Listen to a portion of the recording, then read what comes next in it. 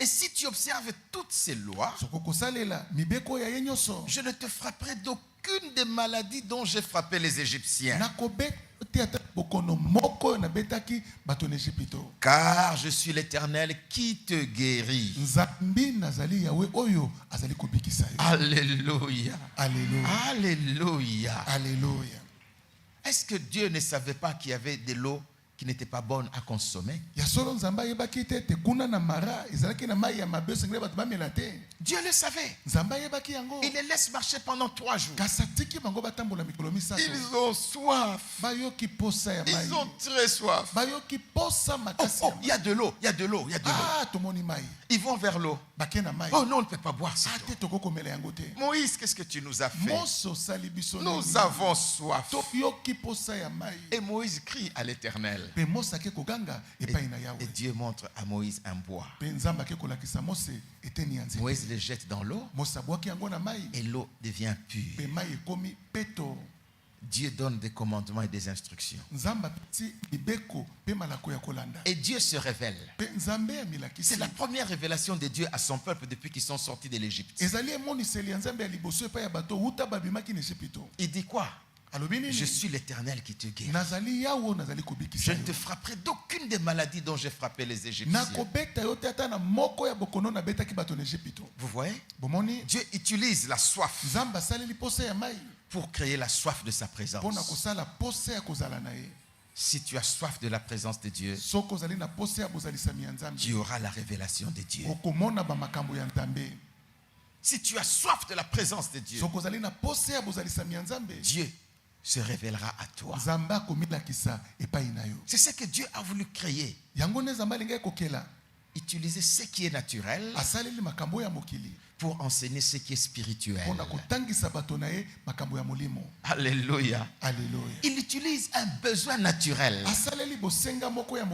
pour nous conduire vers le besoin spirituel.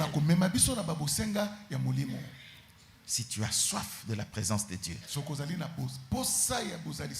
va toujours se révéler à toi.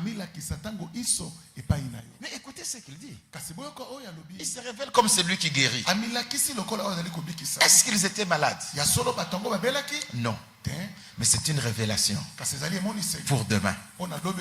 Dans la marche, aucun n'est tombé malade. Les chaussures ne se sont même pas usées.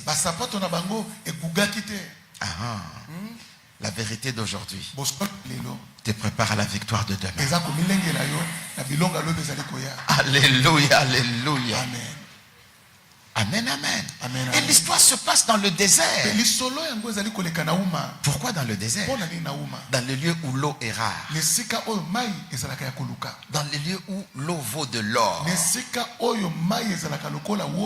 Dans le lieu où on a facilement soif.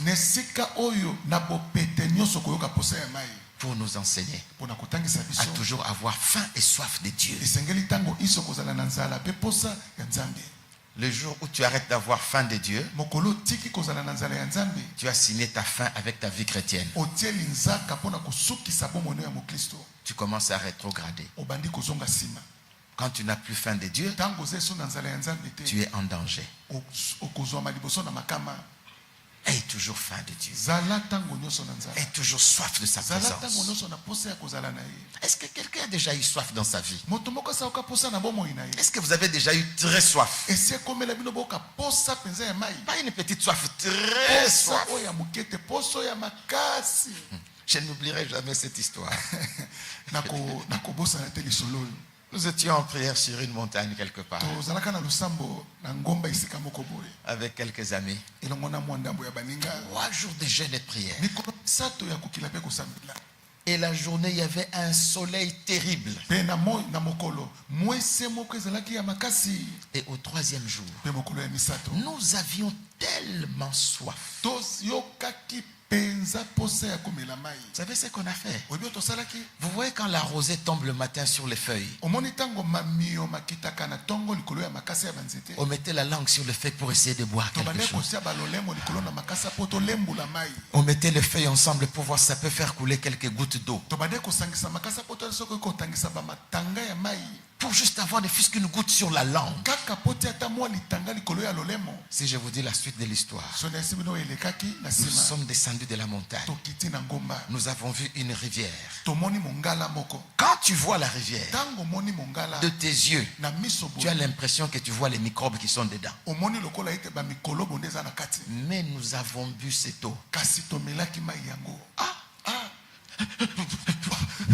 Tout ce... Et puis un autre qui dit, on a bu sans prier. Un ami qui dit, mais on a bu de l'eau sans prier. Un autre qui dit, on a prié pendant 3 jours déjà. Et quand j'avais raconté l'histoire à maman Gisèle, ce moment-là, elle était étudiante en sciences infirmières, elle m'a dit, il te faut des produits.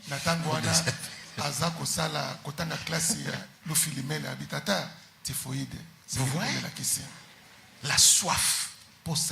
Et Dieu utilise la soif pour nous enseigner un nouveau comportement. Quand tu as soif de Dieu, rien n'étanchera ta soif sinon Dieu.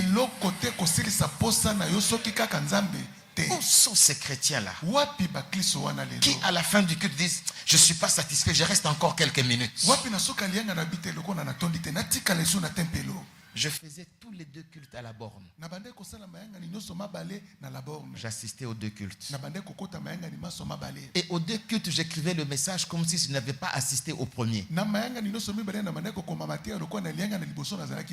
Parce qu'avec Dieu, quand tout est nouveau, alors les nouvelles choses arrivent.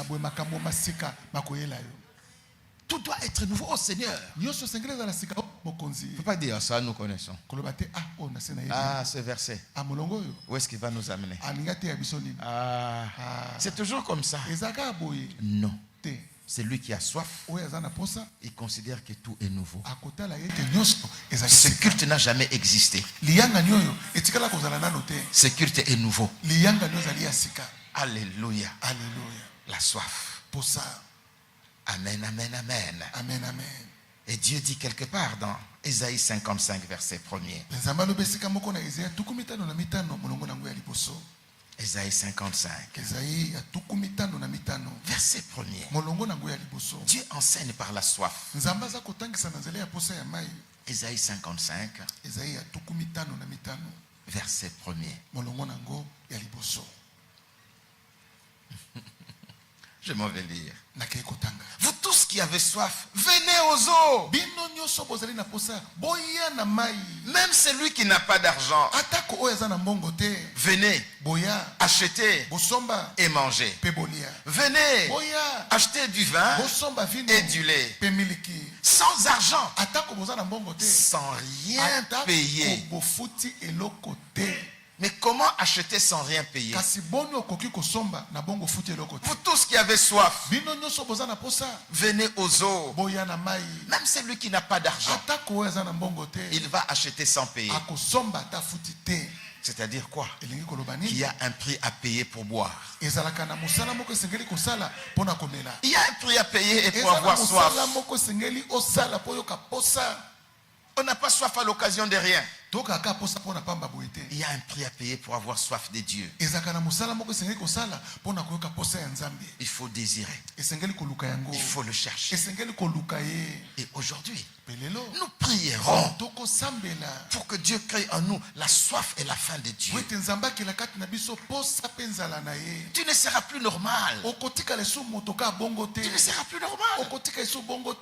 Tu ne rateras plus un culte le dimanche et tu es à l'aise, tu dis qu'est-ce que ça fait? Aujourd'hui mon équipe va jouer. Tu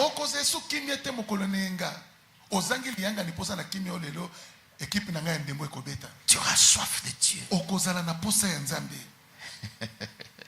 Amen, amen, amen, amen. Amen, amen, amen. Mais c'est curieux. L'on parle de ceux qui ont soif. Mais on dit venez acheter et manger. La faim et la soif concernent le ventre. Et le jeûne concerne le ventre. Il y a quelques quelque chose avec le ventre. Et j'étais en train d'étudier encore la Bible. Je disais, Seigneur, enseigne-moi. Que je comprenne un peu. Peut-être que l'outre, c'est notre dimension spirituelle.